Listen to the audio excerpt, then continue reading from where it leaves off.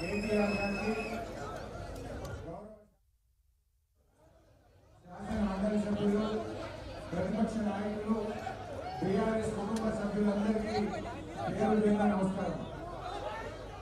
వాస్తవానికి రేవంత్ రెడ్డి తన యొక్క ఫెయిల్యూర్స్ కప్పిపుచ్చుకోవడానికి తన చేతగాని ధనాన్ని కప్పిపుచ్చుకోవడానికి ప్రజల పక్షాన తెలంగాణ గొంతుపై ప్రతిరోజు కష్టపడుతున్నటువంటి కేటీఆర్ గారి మీద అక్రమ కేసులు బనాయిస్తా ఉన్నారు.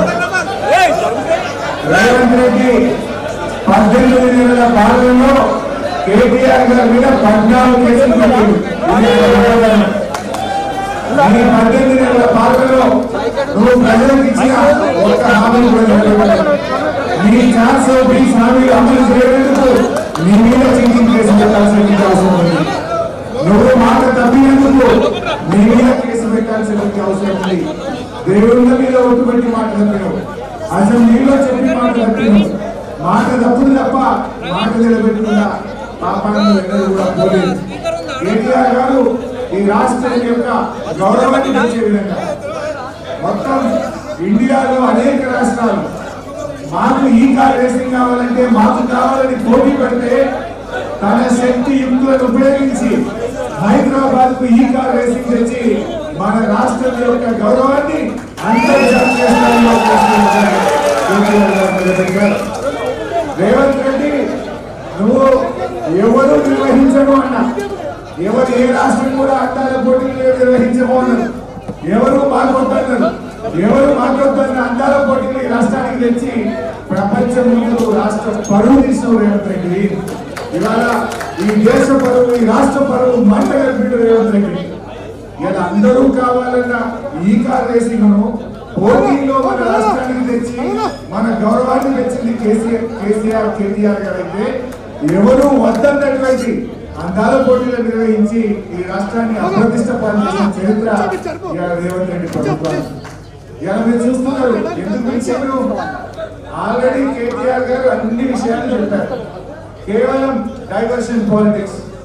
రేపేదో స్థానిక సంస్థల ఎన్నికలకు పోవాలి కనుక కేటీఆర్ గారిని ఇబ్బంది పెట్టు బీఆర్ఎస్ కుటుంబ సభ్యులను, మా ఎమ్మెల్యేలను, మా కార్యకర్తలను, మా సోషల్ మీడియా యాక్టివిస్టుల మీద కేసులు పెట్టి ఆయన ఏదో అటెన్షన్ డైవర్షన్ చేద్దాం అనుకుంటున్నారు. కుల్లా ఉన్నది. రాష్ట్ర ప్రభుత్వ ఖజానా నుంచి ఆ కంపెనీ అకౌంట్ లోకే పోయింది.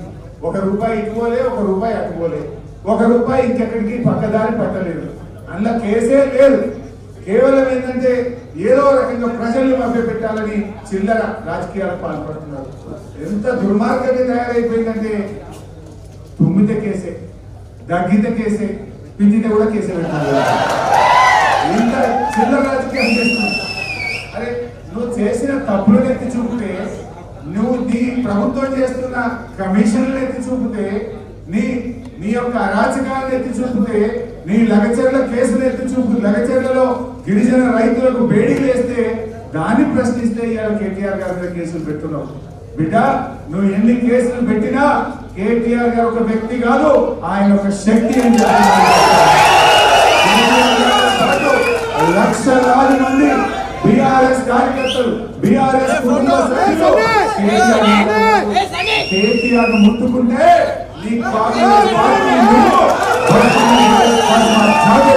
హెచ్చరిస్తూ నేను ఎక్కువ టైం తీసుకోకుండా గౌరవనీయులు కేటీఆర్ గారిని మాట్లాడాల్సిందిగా కోరుతున్నాను.